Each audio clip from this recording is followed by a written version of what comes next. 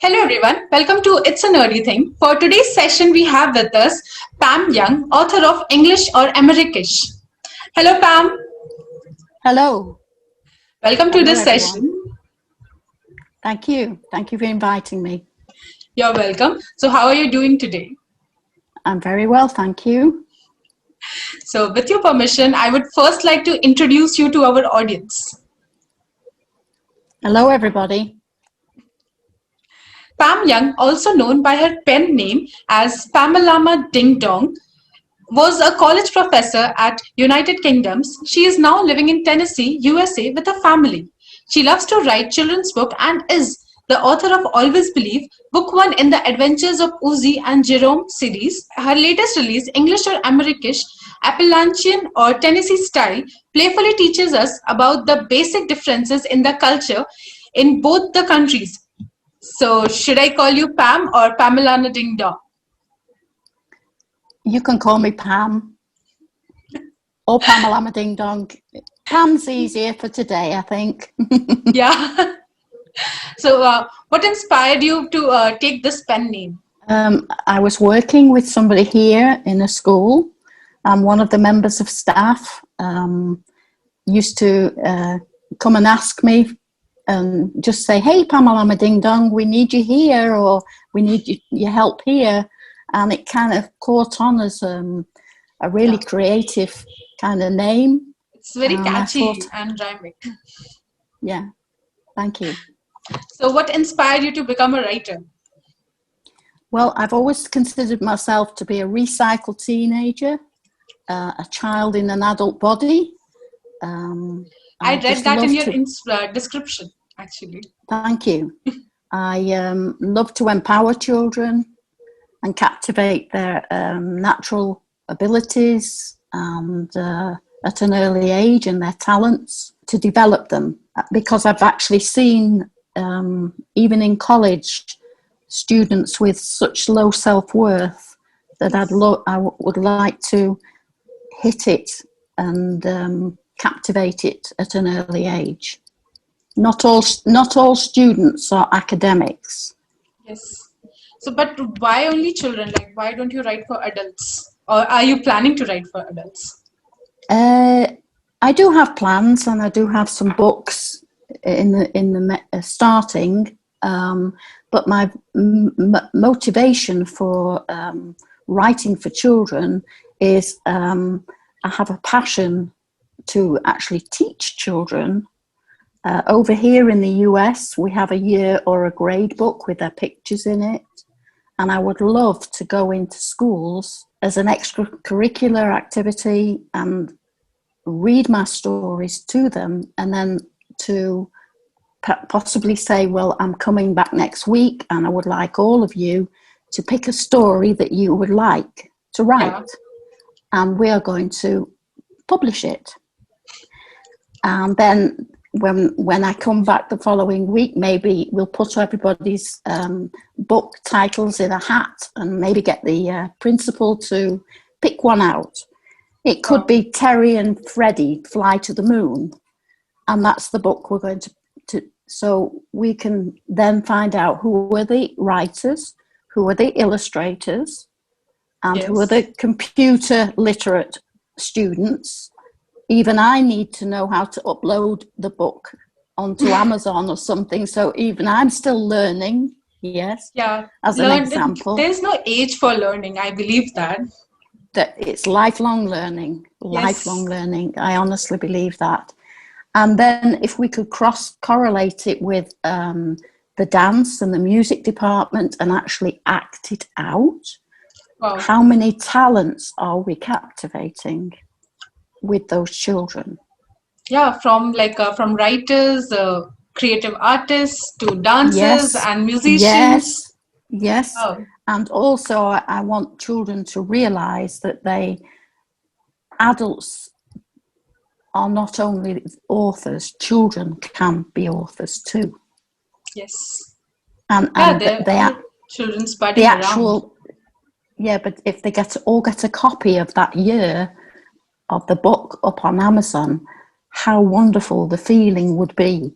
Yes. and the unification of all the children.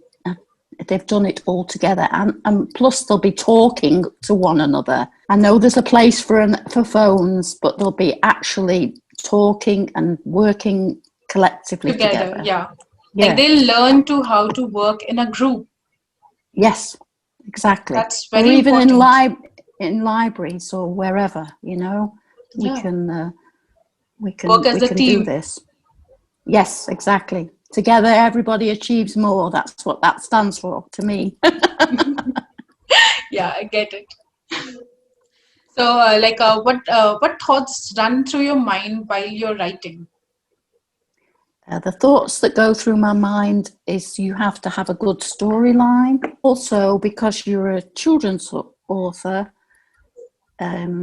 you've got to captivate the parent, the teacher, the foster care parent, the grandparent, because those are the people who are going to buy your book, And read not you. necessarily the child. So if you've got to captivate the parents' imagination as well. But it needs a good storyline. It has to be purposeful, direct, not didactic. Children's books need to be inspiring, so that you're letting the child experience every word, and want to turn the pages. Yes. Yeah. Yeah, and your books, which I have read, have moral stories, like moral values in them, which is very important for today's children to learn, because with all the outside exposure that they're getting through social media, I think it's really important to connect them to their moral values. And these kind of children books are very important. Yes, I agree totally. Yeah. Yeah, and I was reading your book, like being such an old person, I still could relate to you, and I was enjoying reading those books. Good, thank you. Yes. So I hope you write more and more books for us, like for adults also, adults, teenagers, and all.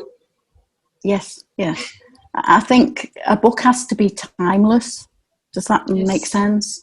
Yeah, it does. It can be in the now, but it's timeless. In 20 years, you can pick it up and read it again. Yeah, and you can still feel like a child. Yes. It's very necessary to be connected to the child within. Exactly, and that keeps you young at heart, I think. Yeah. And I think we all can learn from you that, like the cheerful spirit that you have. Thank you. Can you introduce your book, Always Believe, to our audience? Okay, this is the first one, Always Believe, with where can you see Ozzy there? Yeah. Teaching children to always believe in their dreams and make them a reality. So this is the first book. The second book is already the manuscript's ready, and I'm doing the editing, and illustrations are nearly finished. I'm just waiting on the book cover, and that's where they go to Imagiland, which is I am curious to find. Yes, and it's very fast. It's very fast, action packed. Wow. It would be fun to read. Their travel to Imagineland. Oh yes, because there's so much there. You cannot you cannot imagine on the earth. That is why I think you have named it correctly, Imagineland. Yeah. Imagineland, right? And the twins, go to Imagineland. Yeah. So that's very fascinating. I'm curious, and I'm pretty excited when this book will be out. What is the story behind the story about you writing this book? What inspired you to write this particular story? Just to raise their self-worth, the children's self-worth. That is my passion. That is totally my passion, is to raise the children's self-worth and their creative skills, to develop that. And where did you get the idea of Imagineland? It just came to me in my mind. Makes sense. I can go to Imagineland as well. Well, Yes. you have definitely have a lot of imaginative skills. So, and where do you find this creative names like Uzi and then Hopalong? Well, actually, for Grandad Hopalong, my husband has a slight limp, and it was one of my brother-in-law's granddaughter, and I was reading it and said Nanny Pamela Ding Dong and Grandad, and she said, no, Grandad's got to have a name. And she says, why don't we call him Grandad Hopalong, because he limps slightly. And that wasn't being derogatory. That was quite funny, and we just laughed about it, because I'd opened her imagination up to think of how she sees that, you know. Yeah, because children have a tendency to see everything very positively. Of course they do, and the child inspired me, so I used that name. That's very creative child. Wow, that's very good. So your latest book, English or Amerikish, is released this month. So can you tell us about that book? Well, all children learn to speak from their adults. And we all come from various countries and speak a crock pot of languages. But in English or Amerikish, I wanted to teach the children and the parents the differences in expressions for the same meanings. It was actually my grandson who inspired me, and this is in the front of the book. Yeah, it's in the preface. I went back to England, yes, and it was him that said, I reckon now I can speak Amerikish. I was driving along the dual carriageway, which is the highway here, see the two differences, and I laughed. And when I saw his little face in the rear view mirror, no, he was so serious. And then I carried on. I was taking him to school, and I thought for a minute, yes, to a 6-year-old, it's Spanish, English, Turkish. Yes. Yeah. So Swedish. Amerikish. It's going to be Amerikish. Yeah. So we learn so much from children, you know. Yes. And I think parents need to write things down, what children say, what their own children say. Keep a journal. That's because you can easily forget. Never know. Yeah, you never know what children might teach you. Oh, they can teach us everything. Yeah, because we forget what we learned while we were children. We forget that because we grow cold. So children can be our mirror, and they can guide us like, you were this and you should be like this. Exactly. Yes. Yes. It's a reflection of who we were. Yeah, exactly. So who has been your inspiration all this while, like throughout your life? I used to read Enid Blyton's books. Wow. She was born in 1897 to 1968. She was enormously popular in the United Kingdom for the famous 5 special and the Secret 7. Yeah, and I think she wrote about 11,000 short stories, but many more books. I really like a child has written The Pooh Fairy, and it's got a BBC Gold winner, and that has been a child that has written that, which is fantastic. Roald Dahl's books. I love his books. Like Matilda is an all-time favorite of mine. Yes, and of course J.K. Rowling, the Harry Potter series. And I've read a book recently by a lady called Pam Fries, which is called Something's Eating My Garden. Wow, interesting name. She has also she's also done the illustrations as well, which is an accolade in itself, that she's written the storyline and done all the illustrations. She hasn't had to outsource that, you know. So yeah, I'm always reading other authors' books, kids' authors' books, I think you have to expose yourself to that. Don't think we just, or I just know. Yeah, we have to read a lot before you can write. Exactly, yes. So my next question to you is, as a child, what did you want to do when you grew up? Like, what did you want to become? I always wanted to be a teacher. I did many things before I became a teacher, but I did study grammar quite well, and although I was into a lot of sports activities, etc., I did what I wanted to do from a child. Yeah. God made that possible, yeah. Yeah, because we have really weird dreams. Oh, yes. Like some people wants to be a pilot, or some wants to be a bus conductor. I've heard children say that also. So Yeah. Everybody has their, reason for wanting to do what they want to do, and that's and what we they need to find intriguing. captivate. Exactly. And some kiddies have the practical skills, and some have the academic, and it's up to a good teacher to facilitate the learning, because you need to get behind the child and find out what they're good at and bring that out. Polish that out, polish it. Yeah. Polish it, yeah. Keep polishing it. And a good teacher will do that. You know that this COVID situation and pandemic is going on. So you have to stay at home in USA also? Like there was a lockdown situation? There has been a lockdown situation in our state. We can still go out. I do have another business, but I'm very careful. I adhere to the rules and regulations. I think that's important for safety first. Yes. But yes, I have had more time to write. Are there any habits that you have inculcated during this situation? Like while staying at home?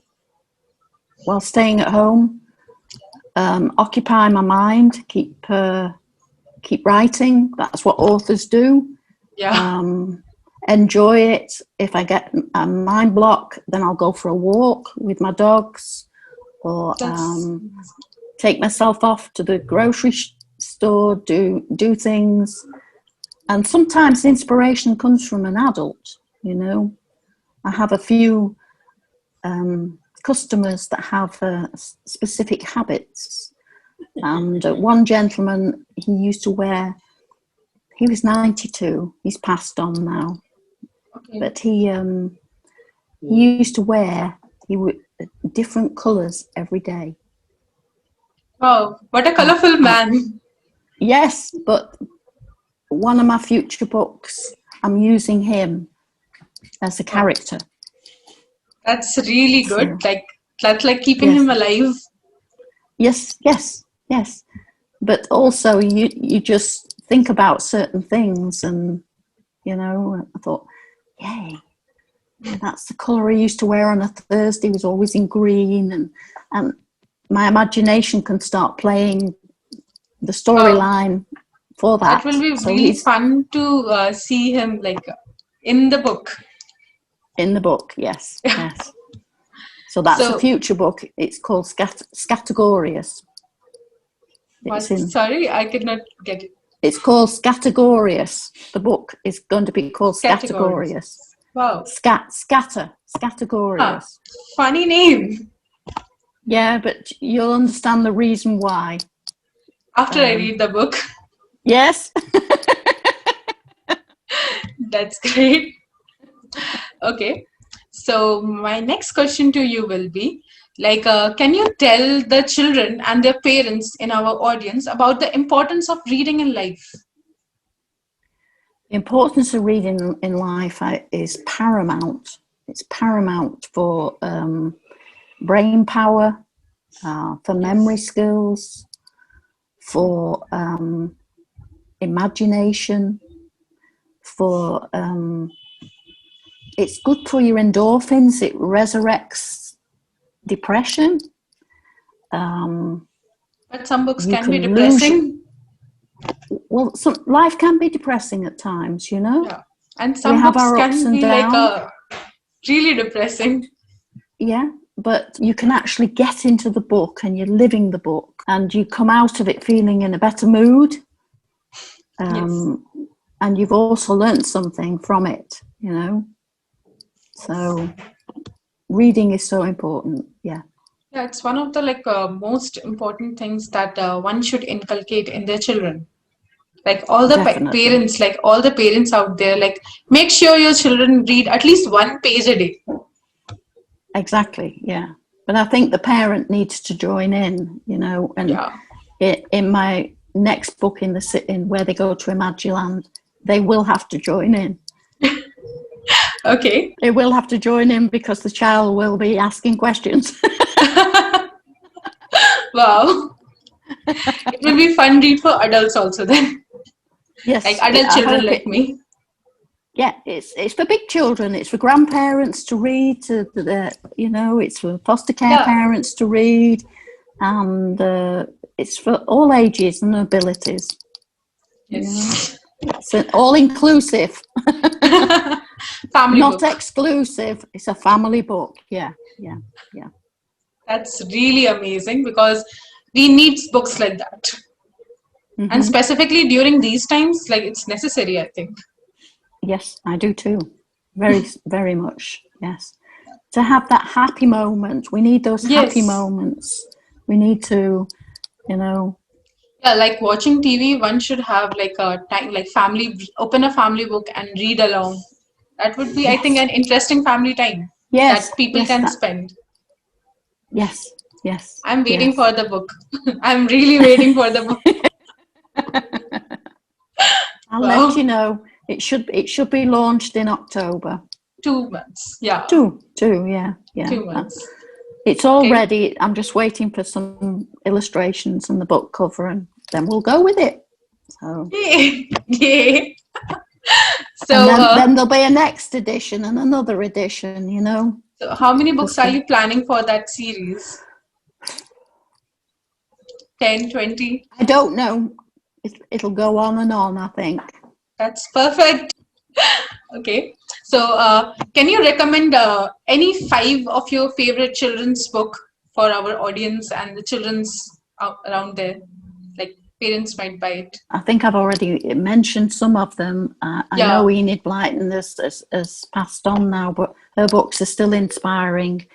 And that Pooh Fairy is so creative. And this new book, Something's Eating My Garden, I think kids will enjoy that. Maybe at a younger age than mine are directed at 6 to 12-year-olds, or but then my books could be read older siblings to younger ones, you know. Harry Potter's are ongoing all the time, so that's interesting. Yeah, And that's like for all the ages, I think. yeah, for all ages. Yeah. So, and Roald Dahl, well, you and I just love him too. So Yeah. it's more abstract and creative and inspirational, you know, which is Inspirational and for Matilda, I think specifically that it has some lines which I think very influential, like in today's world itself. Like it has very many significant lines which adults would understand. I don't think children would understand that. Like situations yes, and like irony of that particular situation. I don't think children will get it. yeah. But I think that the parent or the teacher or Yeah. whoever can put it into more simplistic words and Yeah. put it across to Explain. the Yeah. child. Yes, to explain that.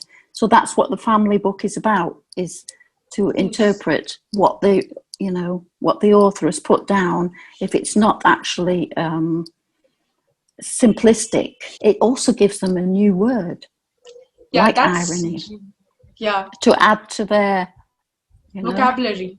yes, yes. Yeah, that's really important. Like 2 things which I look forward in children's book is like I still read them a lot. Like you're Mm-hmm. never old enough to read children's book. Like Never. one, it will improve your vocabulary. It will obviously improve your imagination, and I think they're very fun read. Like it will just instantly lift up your mood. Perfect. Yes. Yeah. Yeah. Yeah. So You got inside my head then. Yes. yeah. Because readers all across the world, I think we are all safe when it comes to like reading. Like everyone is like a very different, but at the same point of time, we are all like united by reading. Like maybe Yes. we have Yes, different we are. tastes, but yeah. Yes. But we are united in that Yeah. capacity. Yes. Yeah. So can you give aspiring writers some tips on what shall be their approach while writing for children? I think it has to be a good storyline, a good, captivating storyline. It has to be purposeful. It's got to be direct. It must also be a timeless book. What I've heard the word "save your darlings." And what I mean by that is you don't have to put everything into your book. You can save a different idea Or a different book, maybe. for another book. Yes. So save your darlings for another book. Okay. You don't have to put everything into the book. You can say, no, that's a different subject matter. We'll go, or like my series, that I'll save to the next series. Yeah, to the next book. Yeah, that's to important. the next book. Yes, you don't have to cram it with everything, but at the same time, it's got to be captivating. So that would be my advice to authors. And also to never quit. Never quit. Never quit on, never give up. Be patient with yourself. Wait till your miracle happens.